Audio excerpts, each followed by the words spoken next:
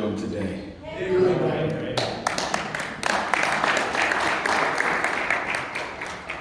When's the last time anyone of y'all seen a miracle? As you look around this room, you see one today. Because each and every one of you are a miracle. Amen. No, that's right. So, my name is Raymond, and I have been made a missionary to the prisoners for AliveAgain.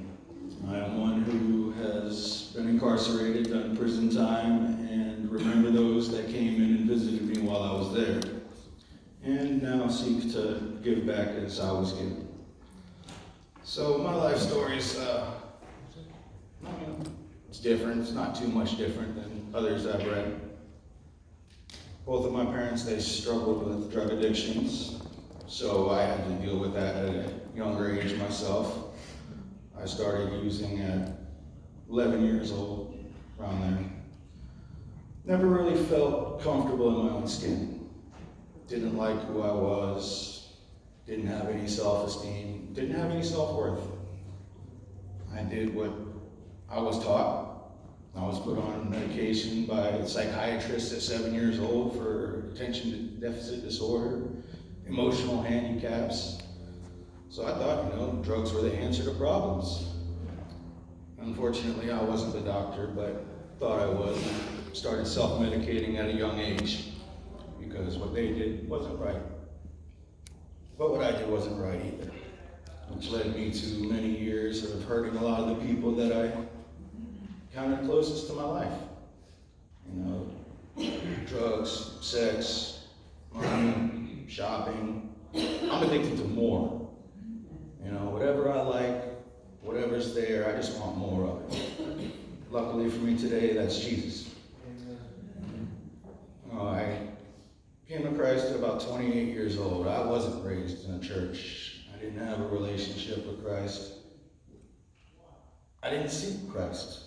It was through working the 12 steps that I developed a relationship. It was in the second step, sitting in a detox. Nothing else working in my life, that through reading the second step, I came to the realization that power greater than myself could restore me to sanity. And that's something that I was desperately needing in my life. And I ended up going into a Salvation Army drug program.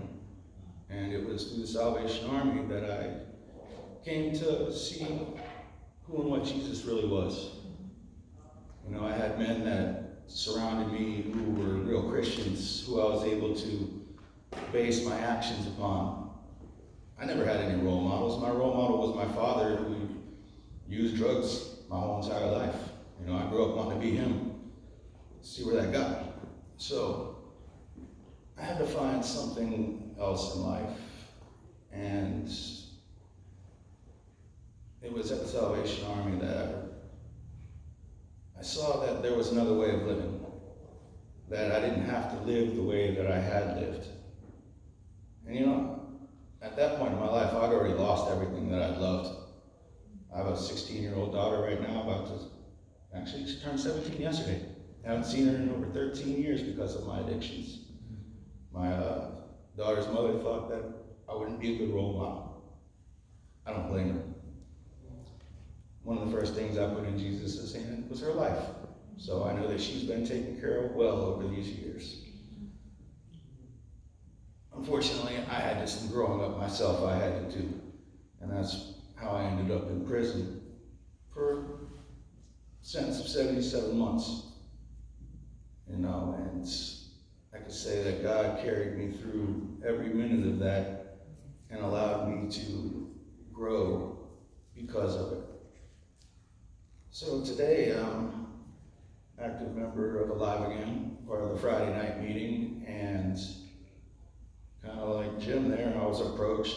I knew my passions. I still live and work at it's basically a reentry facility for men that are coming out of prison. And developing a program now where we're going to take AliveAgain into the prison systems for men to try and help them to better re-enter society. And I just got a couple passages I'm going to read to you that have meant something to me in my walk. The first one is out of the book of John, chapter 15. Starting at verse 1, it says, I am the true vine, and my Father is the vine dresser. And every branch in me that does not bear fruit, he takes away. And every branch that does bear fruit, he prunes, that it may bear more fruit. Already you are clean because of the word I have spoken to you. Abide in me, and I in you. As the branch cannot bear fruit by itself unless it abides in the vine, neither can you unless you abide in me. I am the vine, and you are the branches. Whoever abides in me, and I in him, he it is that bears much fruit. For apart from me, you can do nothing. If anyone does not abide in me, he is thrown away like the branches and withers. And the branches are gathered and thrown into the fire and burned. If you abide in me, and my words abide in you, whatever you ask, you wish, and it will be done for you. By this my Father is glorified, that you bear much fruit, and so prove to be my disciples. As the Father has loved me, so I have loved you. Abide in my love. If you keep my commandments, you will abide in my love, just as I have kept my Father's commandments and abide in his love. These things I have spoken to you, that my joy may be in you, and that your joy may be full. And I will leave you with this passage from Matthew chapter 25, verse 31. And when the Son of Man comes in his glory, and all the angels with him, then he will sit on his glorious throne. Before him will be gathered all the nations, and he will separate people one from another, as a shepherd separates the sheep from the goats. And he will place the sheep on the right, but the goats on the left. And then the king will say to those on his right, Come, you who are blessed by my Father, inherit the kingdom prepared for you from the foundation of the world. For I was hungry, and you gave me food, and I was thirsty, and you gave me drink. I was a stranger, and you welcomed me. I was naked, you clothed me. I was sick, you visited me. I was in prison, and you came to me. Amen.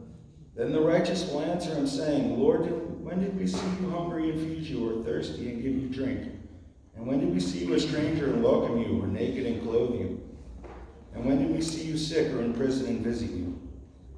And the king will answer them, Truly, I say to you, as you did to one of the least of these my brothers, you did it to me. Thank all you.